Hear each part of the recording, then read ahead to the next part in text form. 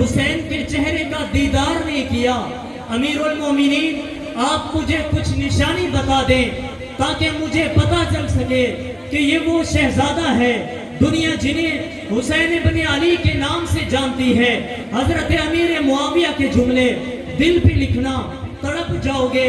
حضرت امیر معاویہ اس قاصد کو کہتے ہیں، فرمایا کہ جب تم مدینے جاؤ تو حسین کو مدینے کی گلیوں میں تلاش کرنے کی ضرورت نہیں، حسین کو تلاش کرنے کے لیے حسین کے نانے کی مسجد کے اندر چلے جانا۔ وہاں پر بہت سے حلقے لگے ہوں گے، بہت سے لوگ بیٹھے ہوں گے، کوئی قرآن کی تفسیر میں مصروف ہوگا، کوئی نبی کی حدیث میں مصروف ہوگا، کوئی ذکر کے اندر مصروف ہوگا۔ مسجد کے دروازے پہ کھڑے ہو کے میرے پاک محمد کی مسجد کے اندر خاموش نگاہ ڈالنا، اور جس نوجوان کے گرد سب سے زیادہ لوگوں کا ہجوم نظر آئے، جس نوجوان کی زبان اور کلام کے اندر سب سے زیادہ مٹھاس نظر آئے، جس نوجوان کی نگاہیں جھکی ہوئی ہو مگر اس مجمع کی نگاہیں اس نورانی چہرے پہ ہو، تو سمجھ لینا یہ مصطفیٰ کا نواسا، علی کا شہزادہ حسین ابن علی ہے۔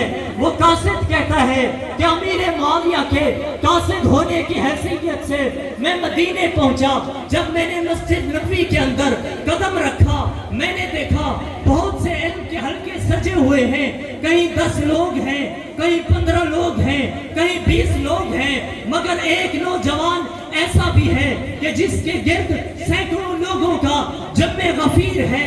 اس نوجوان کا چہرہ ایسا ہے کہ ایسا چہرہ کسی کا بھی نہیں ہے، ایسا لباس کسی کا بھی نہیں ہے، جیسا لباس اس نوجوان کا ہے ایسی زلف کسی کی بھی نہیں ہے، جیسی زلف اس نوجوان کی ہے ایسی نگاہیں کسی کی بھی نہیں جھکی ہوئی، جیسی نگاہیں اس نوجوان کی جھکی ہوئی ہیں۔ اور وہ قاصد کہتا ہے میں نے ایڑیاں اٹھا اٹھا کر دیکھا، میں نے کہا اس کا چہرہ تو دیکھو۔ وہ کہتے ہیں جب میں نے چہرہ دیکھا میری نگاہیں جمی کی جمی رہ گئی، میں بڑا حیران ہوا۔ میں نے کہا ذرا قریب ہو کے اس کا کلام تو سنو، ذرا قریب ہو کے اس کی بات تو سنو۔ جب میں اس کے قریب ہوا میں نے دیکھا اس نوجوان کی آواز میرے کانوں میں پڑی تو یوں لگا جیسے کسی نے رس گھول دیا ہو، مجھے یوں لگا جیسے میری روح کے اندر، میری رگ رگ کے اندر کسی نے رس گھول دیا ہو،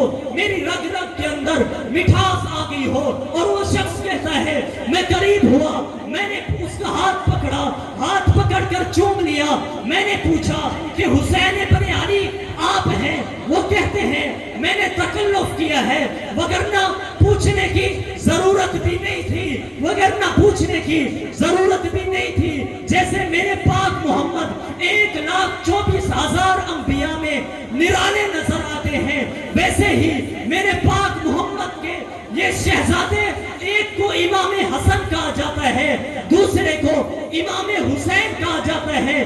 جیسے میرا نبی پوری دنیا کے اندر نرالا نظر آتا ہے، ویسے حسین بھی پوری امت کے اندر نرالا نظر آتا ہے، پوری امت میں یہ نرالا نظر آتا ہے۔ اور یہ گھرانہ بھی عجیب ہے، فاقے اتنا تھے، یہ جو کربلا میں 3 دن 3 راتیں پیاسے رہے، کیا سمجھتے ہو کہ اچانک اگر کسی بندے سے 3 دن 3 راتیں پانی روک دیا جائے، کھانا پینا بند کر دیا جائے، بھلا وہ پیاس کی شدت کو کیسے برداشت کر سکتا ہے؟ یہ گھرانہ بھی ایسا ہے، شروع میں ہی ان کی تربیت ایسے ہوئی ہے، یہ اچانک نہیں تھا۔ ماں سیدہ فاطمہ نے گود میں ان کی تربیت ایسے کی ہے، یہ آئے ہی پیاسے رہنے کے لیے تھے، 3 دن 3 راتیں پیاسے رہے مگر لبوں پہ شکوہ نہیں آیا، ان کی تربیت ہی ایسے ہوئی تھی۔ یہ ایسا گھرانہ ہے، سیدہ فاطمہ فرماتی ہیں ایک دن میرے بچوں نے بغیر کھائے پیے روزہ رکھا، گھر کے اندر کھانے پینے کو کچھ نہیں تھا۔ یہ 2 جہاں کے سردار کا گھرانہ ہے مگر فقیری کو پسند کرتے تھے، وگرنہ کائنات کے خزانے تو ان کی جوتیوں میں پڑے تھے۔ کئی دن ان کے گھر کے اندر چونا نہیں جلتا تھا۔ اور ایک دن میرے آقا اپنے گھر سے باہر نکلے اور سامنے دیکھا آقا کے 2 یار जनाब अबू बकर और जनाब उमर मौजूद हैं। मेरे आका ने अपने दोनों यारों के हाथों को पकड़ा और चल पड़े और सामने एक सहाबी खड़े हैं। उसने जब आका के चेहरे को देखा, आका के चेहरे की कमजोरी देखी तो सहाबी की चीखें निकल गई। वो सहाबी दौड़ कर आए, हुजूर के पास आकर कहते हैं, हाथ जोड़कर कहते हैं कि आका मेरी दावत कबूल फरमाए, मेरे घर के अंदर तशरीफ लेकर आए, मैं आपको खाना खिलाना चाहता हूँ। हुजूर ने उसकी दावत को कबूल फरमाया और उस सहाबी के घर के अंदर पहुंचे।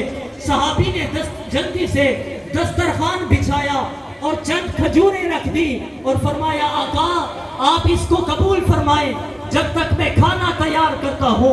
वो सहाबी जल्दी से घर के अंदर गया, बकरी के बच्चे को ज़िबा किया, अपनी बीवी से कहा तंदूर तैयार करो, जल्दी से रोटियां बनाओ। आका के चेहरे पे कमजोरी है, भूख की इतना शिद्दत है, मुझसे आका की तकलीफ बर्दाश्त नहीं होती। दोनों मियाँ बीवी ने मिलकर खाना तैयार किया। जब नबूवत के दस्तरखान पे खाना लाया गया, मेरे आका के सामने खाना आया, हुजूर ने खाने से कपड़ा हटाया और आका ने देखा कि ताज़ा रोटियां हैं, भुना हुआ गोश्त है। हुजूर ने एक रोटी उठाई, उस पर चंद बोटियां रख दी और रोटी को बंद किया। आका की आंखों से आंसू जारी हो गए, ज़ारो कतार रोने लगे। हुजूर ने फरमाया मेरे सहाबी जाओ ये मेरी बेटी सैयदा फातिमा के घर के अंदर देकर आओ। जिस तरह कई दिनों से मैं फाके पर हूँ, इसी तरह कई दिनों से मेरे बच्चे भी फाके पर हैं। कई दिनों से मेरे बच्चों ने भी कुछ नहीं खाया है, मुझसे अपने नवासों की तकलीफ बर्दाश्त नहीं होती। हजरत अली फरमाते हैं कि एक दिन मेरे बच्चों ने बगैर खाए पिए रोजा रखा। सुबह को मैंने सोचा कि आज कहीं से आटे का इंतजाम करता हूँ, जो कि आटे का इंतजाम किया और मैंने सोचा आज बच्चों के लिए ताज़ा रोटियां तैयार करेंगे। और शाम का वक्त हुआ, सैयदा ने खाना तैयार किया और शाम का वक्त है, इफ्तारी का दस्तरखान सजा हुआ है, मौला अली भी मौजूद हैं, सैयदा फातिमा भी मौजूद हैं, इमाम हसन भी मौजूद हैं, इमाम हुसैन भी मौजूद हैं, सैयदा ज़ैनब भी बैठी हैं। बच्चे दस्तरखान पे इंतजार कर रहे हैं कि अभी आजान होगी, अभी बिलाल आजान देंगे, हम खाना खाएंगे, रोजा इफ्तियार करेंगे। सुबह को भी हमने बगैर खाए पिए रोजा रखा था, अभी इंतजार हो रहा है अजान का, मगर दरवाजे पर दस्तक होती है। एक सदा देने वाले ने सदा देकर कहा कि नबी के घर वालों, नबी के नवासों, 2 दिन हो गए, 2 दिन से भूखा हूँ, 2 दिन से प्यासा हूँ, मैंने कुछ नहीं खाया है। मुझे पता है ये नबी की बेटी का घर है, मुझे पता है ये नबी के नवासों का घर है, यहाँ से मुझे खाली नहीं लौटाया जाएगा, यहाँ से मुझे खाना जरूर मिलेगा, मैं कुर्बान जाऊं। सैयदा फातिमा ने सारे दस्तरखान का खाना उठाया और इमाम हसन से फरमाया कि जाओ ये बहर उसको देकर आओ, उसका भूखा रहना हमसे बर्दाश्त नहीं होता, हम पानी से रोजा इफ्तियार तो कर लेंगे। एक दिन ऐसा हुआ, दूसरा दिन भी ऐसे गुजरा, जब तीसरा दिन आया, बच्चे दस्तरखान पे बैठे हैं, दस्तरखान सजा हुआ है, अजान का इंतजार हो रहा है, मगर दरवाजे पर दस्तक होती है। मांगने वाला रोटी का सवाल करता है कि अल्लाह के नाम पर मुझे रोटी दे दो। पैगंबर के शहजादों ने सारा दस्तरखान लपेटा, बहर जाकर उसको दे दिया। पैगंबर के नवासों की हालत पे गौर कीजिए, उनकी सखावत ऐसे थी। इमाम हुसैन के पास एक नौजवान आता है, आकर कहता है कि अल्लाह के नाम पर मुझे खाना दे दो, मैंने कुछ खाया नहीं है। इमाम हुसैन कहते हैं अभी बैठ जाओ, कहीं से माल आने वाला है, अभी तुम इंतजार करो। वो शख्स बैठ जाता है। थोड़ी देर के बाद इमाम हुसैन के पास 5 थैलियां आई, हर एक थैली में 500 अशरफियां थी। इमाम हुसैन ने वो 5 थैलियां उस मांगने वाले को दे दी और उसके सामने हाथ जोड़कर कहने लगे, मैं तुमसे माजरत करता हूँ, मैंने तुझे इंतजार करवाया है। पैगंबर के नवासों की हालत पे गौर कीजिए, ये सखी इतना थे कि मुंह का नारे तकबीर। کربلا کے شاہ حسین، تیرے حسین میرے حسین، بھائی محمد عرفان شہزاد گجر، بھائی محمد عرفان شہزاد گجر۔